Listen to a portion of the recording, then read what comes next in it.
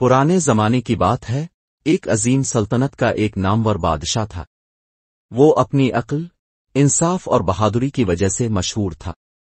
बादशाह के 3 बेटियां थीं, जो न सिर्फ हसन में बेमिसाल थीं, बल्कि उनकी दानिशमंदी और नरमी की वजह से भी सल्तनत में मशहूर थीं।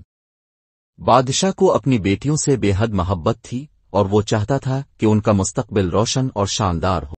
एक दिन बादशाह ने फैसला किया कि वो अपनी बेटियों की मोहब्बत का इम्तिहान लेगा।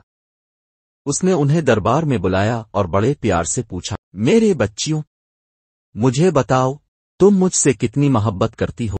ये एक सादा सवाल लग रहा था, लेकिन इसके पीछे बादशाह की नीयत अपनी बेटियों के दिलों को जांचने की थी। सबसे बड़ी बेटी ने फौरन जवाब दिया, अब्बा हुजूर, मैं अब से सोने और हीरे जवाहरात जितना प्यार करती हूँ। बादशाह बहुत खुश हुआ, क्योंकि उसे लगता था कि दौलत ही सबसे बड़ी ताकत है, और उसकी बेटी ने दौलत को उसकी मोहब्बत से तशबीह दी थी। फिर दूसरी बेटी बोली, अब्बा जान, मैं अब से जमीन की तमाम खूबसूरत चीजों जितना प्यार करती हूँ, जैसे पहाड़, दरिया और सब्जाजार। बादशाह और ज्यादा खुश हुआ, क्योंकि इसे अपनी सल्तनत से बेहद मोहब्बत थी और उसकी बेटी ने कुदरत की खूबसूरती को अपनी मोहब्बत से जोड़ा था।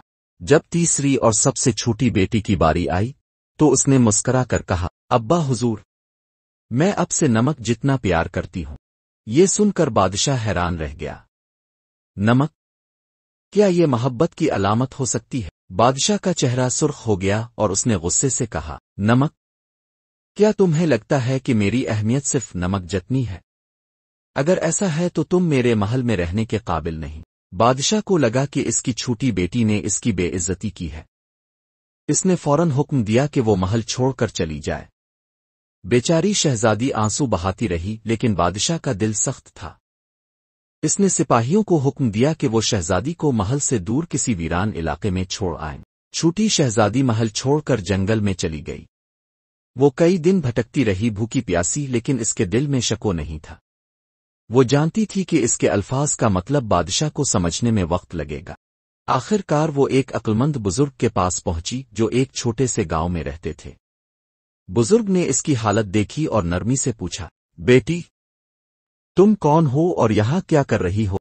शहजादी ने अपनी सारी कहानी सुनाई। बुजुर्ग मुस्करा दिए और बोले, फिक्र ना करो, वक्त सब कुछ बदल देता है। तुम्हारी सच्चाई एक दिन खुद बादशाह को नजर आएगी।